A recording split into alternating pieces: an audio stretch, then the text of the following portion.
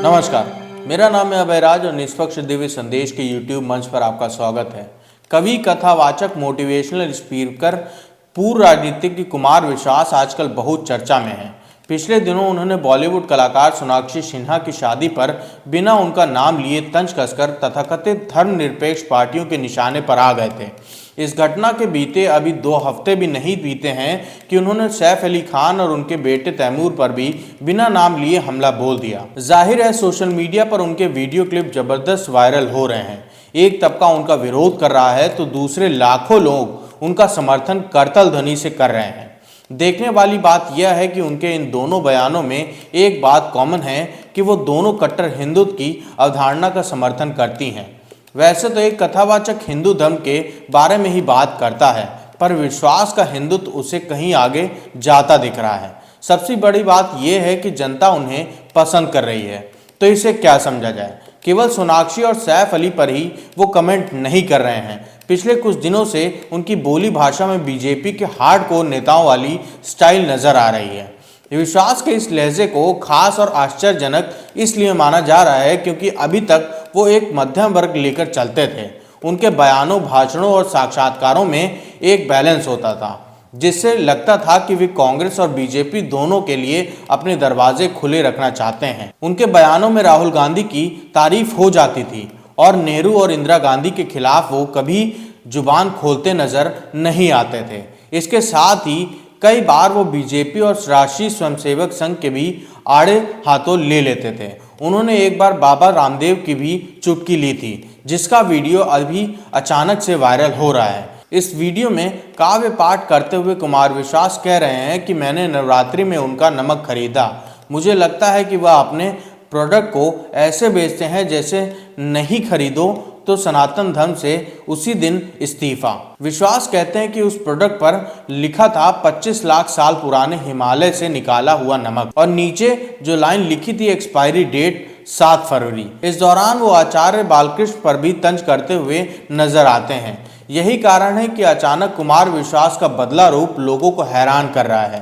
अभी कुछ दिनों से जिस तरह संघ प्रमुख मोहन भागवत और नरेंद्र मोदी ने कट्टरता के विरुद्ध अपना रास्ता दिखाया है, उससे तो यही लग रहा है कि कहीं विश्वास फिर से देर तो नहीं कर दिए, क्योंकि एक तरफ संघ प्रमुख कह रहे हैं कि देश में अब मंदिर मस्जिद विवाद बंद होना चाहिए, दूसरी ओर पीएम मोदी और अजमेर दरगाह के लिए चादर भेज रहे हैं, चर्चा में जाकर क्रिसमस मनाते हैं। मतलब साफ है कि चाहे संघ हो या बीजेपी, इस समय दोनों ही अपने बदलाव के दौर से गुजर रही है। उत्तर प्रदेश में बीजेपी दूसरे रंग में है।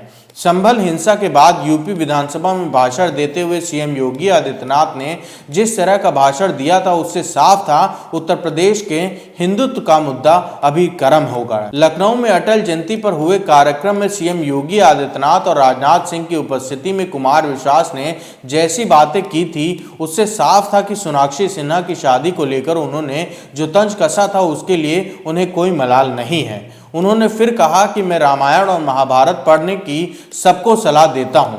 अगर हिंदू धर्मशास्त्रों को पढ़ोगे तो ऐसी गलतियां नहीं करोगे। फिर कहता हूं कि अपने घर वालों को राम और सीता के परिवार वालों की पूरी जानकारी दो। फिर एक और तंज बिना नाम लिए दिल्ली के मुख्यमंत्री अरविंद केजरीवाल पर भी करते हैं। विश्वास कहते हैं कि मैंने महाभारत और रामायण पढ़ी थी, इसलिए समझ गया कि दोस्त दुर्योधन हो गया है तो रथ छोड़ने में भी भलाई है, नहीं तो कर्ण की तरह मारे जाएंगे। आज शराब घोटाले का हिसाब दे रहा होता। लखनऊ के इस कार्यक्रम में विश्वास ने योगी के प्रधानमंत्री बनने की भी भविष्यवाणी कर दी थी। उन्होंने कहा कि आजकल अपने वामपंथी भाइयों का बयान सुन रहा हूं, वो अटल जी की तारीफ कर रहे हैं। अब अटल जी का दौर था तो उन्हें कट्टर कहा जाता था, फिर आडवाणी जी आए और वही लोग अटल जी की प्रशंसा करने लगे। इसके बाद नरेंद्र मोदी प्रधानमंत्री बने तो अटल आडवाणी दोनों महान बन गए। फिर उन्होंने सीएम योगी की तरफ मुखातिब होते हुए कहा कि मुख्यमंत्री जी वह दिन दूर नहीं, अब पीएम मोदी को लोग अच्छा कहेंगे। कुमार विश्वास यही नहीं रुके, उन्होंने मुख्यमंत्री योगी आदित्यनाथ की प्रशंसा की। उन्होंने योगी को भारत में ऊर्जा का सबसे आशावादी स्रोत बनाया। असल में कुमार विश्वास ने के कहने का मतलब था कि वह दिन दूर नहीं जब योगी आदित्यनाथ केंद्र में आएंगे और तब लोग कहेंगे कि नरेंद्र मोदी कितने अच्छे व्यक्ति थे। उनके इस बयान के बाद मंच पर मौजूद लोग मुस्कुराने लगे और तालियां भी गूंजी। इस बीच कुमार ने यह भी कहा कि जब बीजेपी प्रदेश अध्यक्ष मेरे पास आए तो ऐसा लगा कि जैसे वो किसी सीट के लिए पर्ची दे रहे हों। इस पर खूब तालियां बजी। दरअसल कुमार विश्वास के लिए हिंदू पिच पर ताबड़तोड़ बैटिंग से फायदे ही फायदे हैं। अभी तक राम कथा पारंपरिक अंदाज में होती रही है। सभी पुराने कथावाचक मुरारी बापू आदि बूढ़े हो रहे हैं। इस बीच कथावाचक के रूप में कुमार विश्वास की डिमांड पूरे देश में बढ़ी है। उनकी वाक्पटुता और मंची कवि होना उनके कथावाचन में जान डाल देता है। उनकी कथा लोग मनोयोग से घंटों सुनते हैं। बीच बीच में उनकी चुहलबाजी लोगों को पसंद आती है। उसमें कट्टर हिंदुत्व का तड़का लोगों को अपने धर्म के प्रति प्राइड फील कराता है। जाहिर है कि एक कथावाचक को और क्या चाहिए। राजनीति में एक बार उनका हाथ जल चुका है। दूसरे, वो खुद कहते हैं कि सच बोलना और किसी के सामने सर न झुकाना उनकी राजनीतिक सफलता को संदिग्ध बना देता है।